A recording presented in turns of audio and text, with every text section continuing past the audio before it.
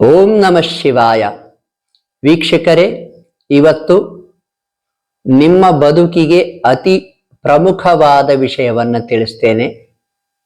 ವಿಷಯ ಏನಪ್ಪಾ ಅಂದ್ರೆ ಗಂಡ ಹೆಂಡತಿ, ಹಸ್ಬೆಂಡ್ ಅಂಡ್ ವೈಫ್. ನೀವು ಮತ್ತು ನಿಮ್ಮ ಬಾಳ ಸಂಗಾತಿ. ನೋಡಿ, ನೀವು ಅಂದ್ರೆ ನಿಮ್ಮ ಜಾತಕದಲ್ಲಿ, ನಿಮ್ಮ ಕುಂಡಲಿಯಲ್ಲಿ ನೀವು ಅಂದ್ರೆ 1ನೇ ಮನೆ, ಲಗ್ನ ಅಂತ ಏನ್ ಕರಿತೀವಿ ಅದು ನೀವು ನೆನ್ಪಿಟ್ಕೊಳ್ಳಿ. ಹಾಗೆಯೇ ನಿಮ್ಮ ಲೈಫ್ ಪಾರ್ಟ್ನರ್, ನಿಮ್ಮ ಬಾಳ ಸಂಗಾತಿ ಅಂದ್ರೆ 7ನೇ ಮನೆ, ಸಪ್ತಮ.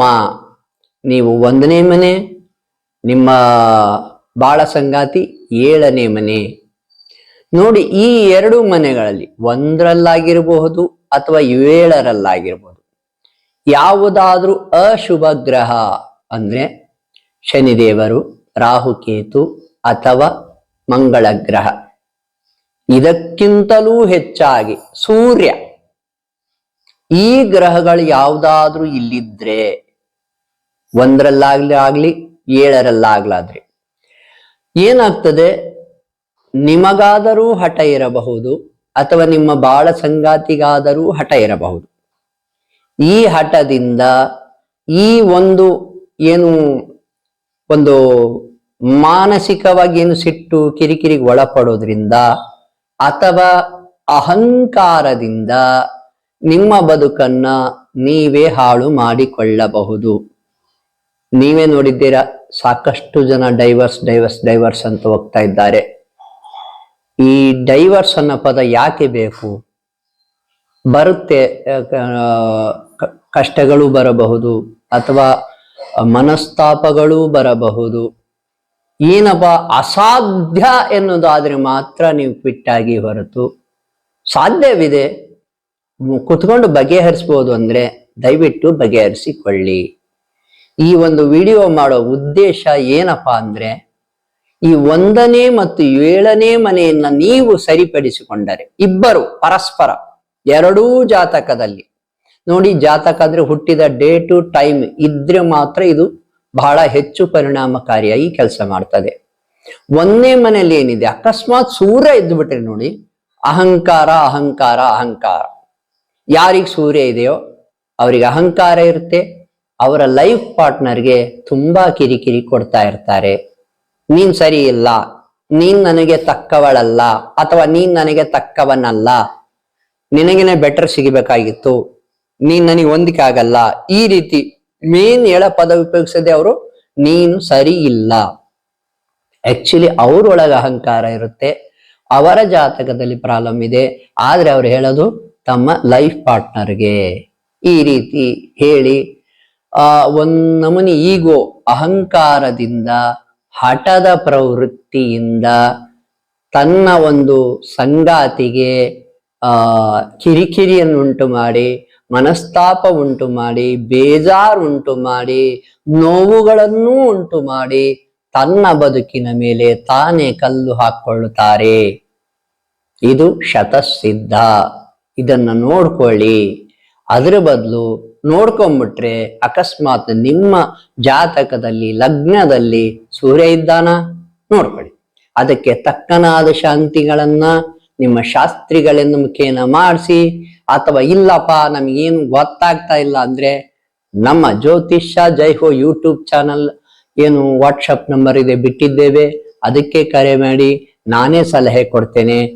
ಅದಕ್ಕಿಂತ ಹೆಚ್ಚಾಗಿ ನಿಮ್ಮ ಶಾಸ್ತ್ರಿಗಳ ಏನು ನಿಮ್ಮ ಮನೆಯ ಗುರುಗಳು ಅಂತಿದ್ದಾರೆ ಅವ್ರ ಹತ್ರ ಹೋಗಿ ತೋರಿಸಿ ನೋಡಿ. ಶನಿದೇವರಿದ್ರೆ ನಿಮಗೆ ಹಠ ಇರುತ್ತೆ, ಲಗ್ನದಲ್ಲಿ ರಾಹು ಕೇತು ಇದ್ರು ಕೂಡ ನಿಮಗೆ ಹಠ ಇರುತ್ತೆ, ಮಂಗಳ ಇದ್ರು ನೀವು ತುಂಬಾ ಹಾರ್ಡ್ ಆಗಿರ್ತೀರಾ, ಸೂರ್ಯ ಇದ್ರಂತೂ ಮಹಾ ಅಹಂಕಾರಕ್ಕೊಳಪಟ್ಟಿರ್ತೀರಾ.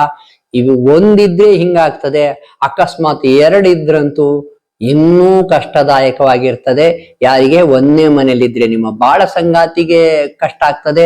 ಅಕಸ್ಮಾತ್ ನಿಮ್ 7ನೇ ಮನೆಯಲ್ಲಿ ಈ ಗ್ರಹಗಳಿದ್ರೆ ನಿಮಗೆ ಕಷ್ಟ ಆಗ್ತದೆ. 7ನೇ ಮನೆಯಲ್ಲಿ ಈ ಗ್ರಹಗಳಿದ್ರೆ ನಿಮ್ಮ ಶ್ರೀಮತಿ ತುಂಬಾ ಅಥವಾ ನಿಮ್ಮ ಶ್ರೀಯುತರು ತುಂಬಾ ಹಠವಾದಿಯಾಗಿರ್ತಾರೆ, ಅವರು ನಿಮಗೆ ಕಿರಿಕಿರಿಯನ್ನು ಉಂಟು ಮಾಡ್ತಾರೆ. ಇದಲ್ಲದೆ ಒಂದನೇ ಮನೆ ಅಂದ್ರೆ ಲಗ್ನಾಧಿಪತಿಗೆ ಏನಾದ್ರೂ ಕ್ರೂರ ದೃಷ್ಟಿಗಳು ಬಿದ್ದಿದ್ರೆ, ಅಂದ್ರೆ ಅಗೇನ್ ಅಶುಭ ಗ್ರಹಗಳ ದೃಷ್ಟಿ ಬಿದ್ದಿದ್ರೆ ಆಗಲೂ ಕೂಡ ಈ ರೀತಿ ನಡೆಯುತ್ತದೆ. ಹಾಗೆಯೇ ಸಪ್ತಮಾಧಿಪತಿ ನೋಡಿ, ಉದಾಹರಣೆಗೆ ಮೊನ್ನೆ ಒಂದು ಜಾತಕ ಬಂತು, ಶುಕ್ರ ಸಪ್ತಮಾಧಿಪತಿಯಾಗಿದ್ದ, ಆ ಶುಕ್ರನಿಗೆ ಕೇತು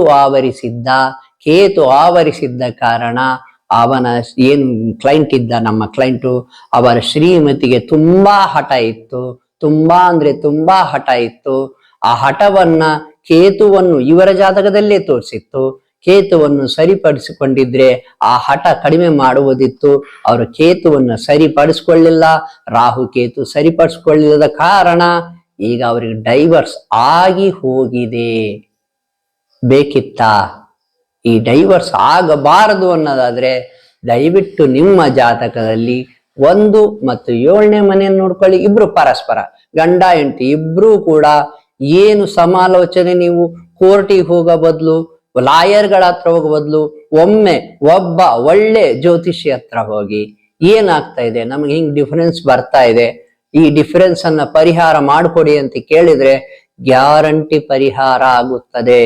ನೋಡಿ, ಜ್ಯೋತಿಷಿ ನಮ್ಮ ಜ್ಞಾನದ ಕೊರತೆಯಿಂದ ತಪ್ಪಾಗಬಹುದೇ ಹೊರತು ಜ್ಯೋತಿಷ್ಯ ಸುಳ್ಳಾಗುವುದಿಲ್ಲ, ಜ್ಯೋತಿಷ್ಯ ತಪ್ಪಾಗುವುದಿಲ್ಲ.